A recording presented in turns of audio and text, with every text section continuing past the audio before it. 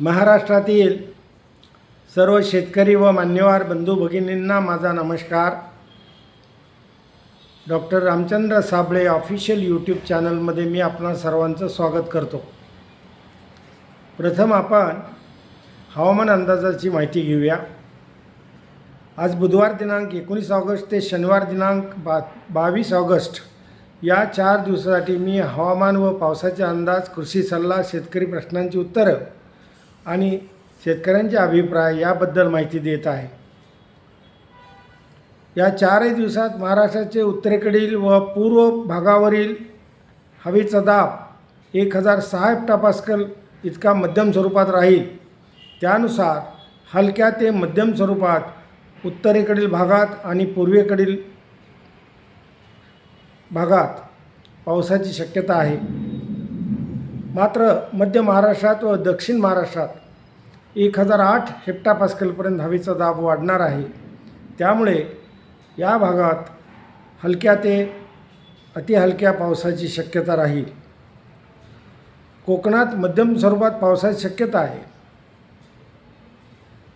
मात्र एकूणच मराठवाड्यातलं आणि उत्तर महाराष्ट्रातलं पावसाचं प्रमाण आणि पश्चिम महाराष्ट्रातील देखील काही जिल्ह्यांचं पावसाचं प्रमाण पाहता अत्यंत हलक्या पावसाची शक्यता या 4 दिवसात आहे.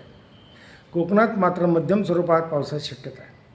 आता आपण जिल्हावार हवामान आणि पावसाची माहिती घेऊया. सिंधुदुर्ग जिल्ह्यात प्रतिदिनी 12 ते 21 मिलीमीटर, रत्नागिरी जिल्ह्यात 12 ते 17 मिलीमीटर, रायगड जिल्ह्यात 11 ते 12 मिलीमीटर, ठाणे जिल्ह्यात 10 ते 11 मिलीमीटर व पालघर जिल्ह्यात 6 ते 8 मिलीमीटर पावसाची शक्यता आहे.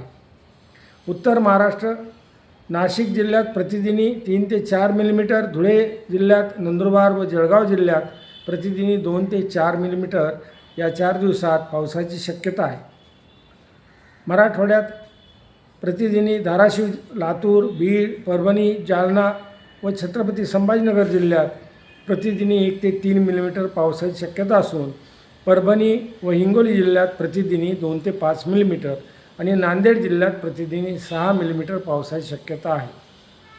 आता पश्चिम विदर्भातली माहिती घेऊया. पश्चिम विदर्भात प्रतिदिनी बुलढाणा जिल्ह्यात व अकोला जिल्ह्यात 2 ते 4 मिलीमीटर, वाशिम व अमरावती जिल्ह्यात प्रतिदिनी 3 ते 6 मिलीमीटर पावसाची शक्यता आहे.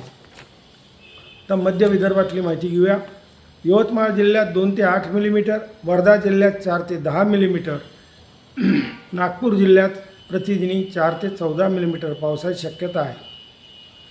पूर्व विदर्भात प्रतिदिनी चंद्रपूर जिल्ह्यात 5 ते 25 मिलीमीटर, गडचिरोली जिल्ह्यात 6 ते 31 मिलीमीटर, भंडारा जिल्ह्यात 5 ते 28 मिलीमीटर व गोंदिया जिल्ह्यात 7 ते 37 मिलीमीटर प्रतिदिनी पावसाची शक्यता आहे. म्हणजे पूर्व विदर्भात पावसाचं प्रमाण अधिक राहणार आहे. दक्षिण पश्चिम महाराष्ट्रात प्रतिदिनी कोल्हापूर जिल्ह्यात 5 ते 8 मिलीमीटर, सांगली, सातारा व पुणे जिल्ह्यात 3 ते 4 मिलीमीटर प्रतिदिनी आणि सोलापूर व अहिल्यानगर जिल्ह्यात प्रतिदिनी 2 मिलीमीटर पावसाची शक्यता आहे.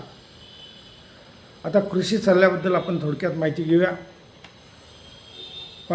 पाण्याची जिथं सोय असेल तिथं पिकांना पाणी द्यायची तयारी करा आणि पाणी द्या. कोळपणी व खुरपणी करून पिके तणविरहित ठेवावीत. रब्बी, ज्वारी, करडई व हरभरा पिकांची पेरणीसाठी जमिनीची पूर्व मशागत करावी. आता शेतकऱ्यांचे काही प्रश्न आहेत त्याची पण माहिती घेऊया.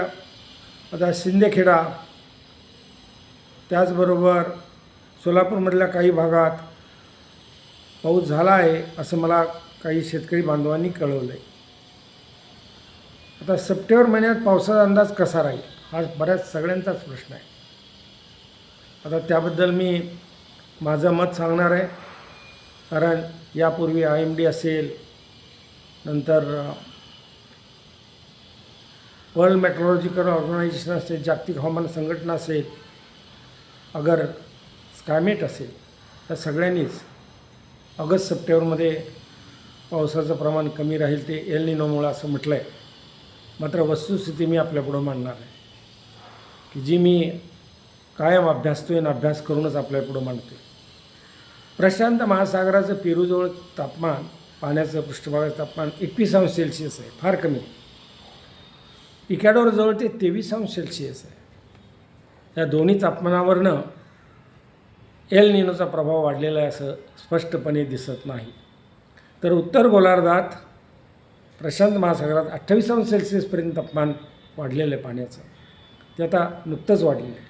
त्यामुळं सध्या तरी माझ्या मते एल निनोचा प्रभाव या आकडेवारीवरून मला दिसत नाही. तसंच हिंदी महासागराचा आपण जर अभ्यास केला तर आयोडीबद्दल मला बरेच प्रश्न विचारलेत. आयोडीबद्दल सतत माहिती द्या म्हणून कळवले. त्याच्यावर एखादा स्वतंत्र एपिसोड करा असंही मला सुचवलं आहे, तर त्याबद्दल मी माहिती देतो. तिथलं हिंदी महासागराच्या पश्चिम भागातलं पाण्याचं तापमान वाढतं आहे, आयोडी पॉझिटिव्ह होतो आहे.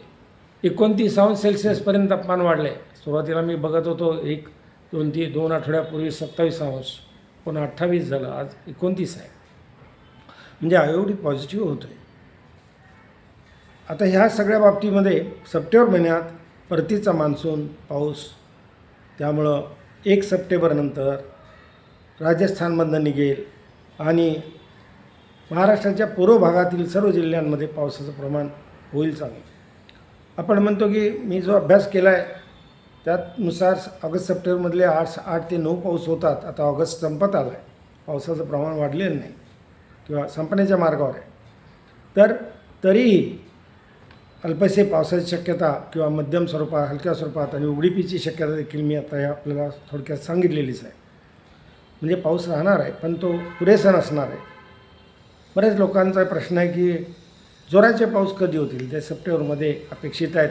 मात्र त्या बाबतीत सातत्यानं हे सांगितलं जातं आहे की एल निनो सुरू झाला आहे, प्रभावित झाला आहे. सतत तो धोका सांगितला जातो आहे. आपण तो धोकाही काही दुर्लक्षित करायचा नाही आहे, पण आपला पण अभ्यास करून आपल्या अभ्यासामध्ये माझं मत मी सांगितले आहे. बघूया काय होतं, आपण पाहूया. पण सप्टेंबरमध्ये पावसांचे कमीत कमी 5-6 चांगले पाऊस होतील असा अंदाज आहे. जोराचे पाऊस तुम्ही अपेक्षित करताय ते सप्टेंबरमध्ये होतील. त्यावेळेची परिस्थिती अशी असते की ढग जमतो मोठ्या प्रमाणात. आता जिथं हवेचे दाब कमी झाले तिथं वेगाने ढग जमतात आणि ढगाचा आकार मोठा होतो, पाऊस जोराचा होतो, थेंबांचा आकार मोठा असतो, टप टप टप आवाज येतो आणि थोड्या 1 तास 2 तासात पुन्हा आकाश मोकळं होतं. ही स्थिती आपल्याला आता परतीच्या मान्सूनमध्ये जाणवेल, पाऊस होतील.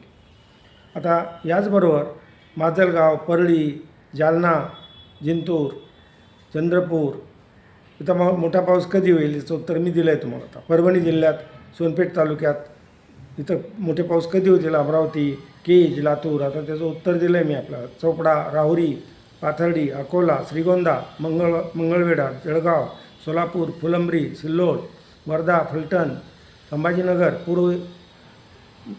पूर्व भाग, यवतमाळ, नेवासा, गोडेगाव, शेवगाव, धाराशिव, बीड, पैठण, पुणे विभागातील पूर्व भाग या भागात सप्टेंबर महिन्यात चांगल्या पावसाची शक्यता मला तरी दिसते. आणि ह्या हवामानाचं वर्षाचं वैशिष्ट्य असतं, जेव्हा पाऊस उशिरा सुरू होतो तेव्हा पाऊस लवकर जातो, म्हणजे सप्टेंबर अखेरला हा पाऊस जाणार आहे हे पण आपण लक्षात ठेवावं आणि त्यानुसारच आपल्या पिकांचं नियोजन करावं.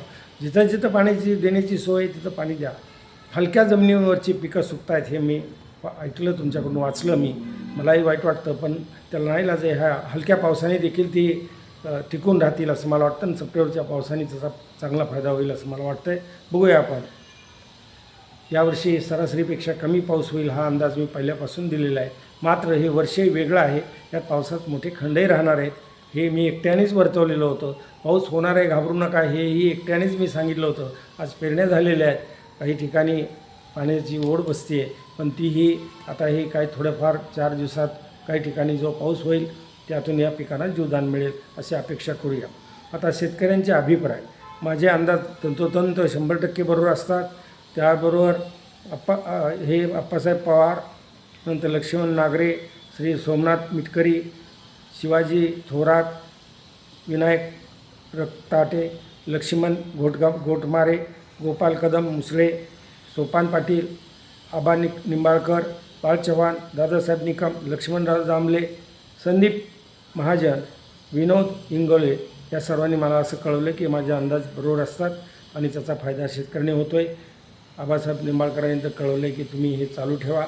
आणि पुढं धन्यवाद ज्यांनी दिलेत त्यामध्ये बाळासाहेब लांडे, सुजित जाधव, सदाशिव काळे, समाधान साबळे, सुमती गुट्टे, विरेन टेंगसे, गोपाळ कदम, मधुसूदन जामदार, विकाजी दंडाळे, मोहन बडे, भैरव शेळके, भास्कर बोरांगे, समाधान दिगे, आबा निंबाळकर,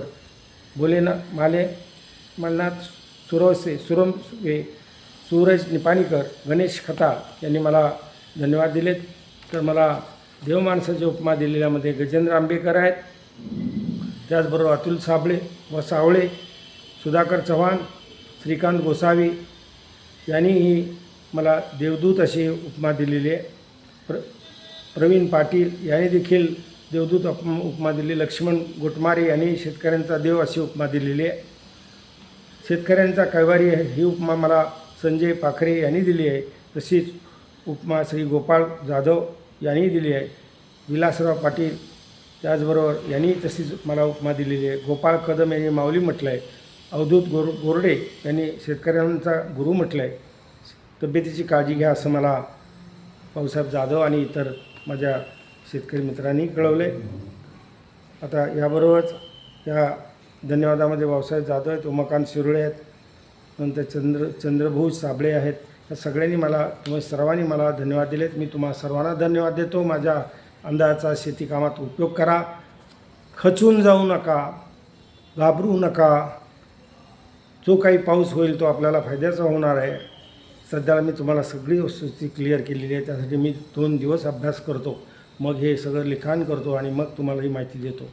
ही सेवा मी एवढ्यासाठीच चालू ठेवतो की जो अडचणीत आहे त्याला मदत करा. हे देवाचं जे सांगणं आहे त्याप्रमाणे माझं काम चाललेलं आहे. आपलाही त्याला प्रतिसाद आहे. असंच भेटूया पुन्हा पुढच्या रविवारी या चॅनलवर. धन्यवाद देतो सर्वांना. जय हिंद, जय महाराष्ट्र.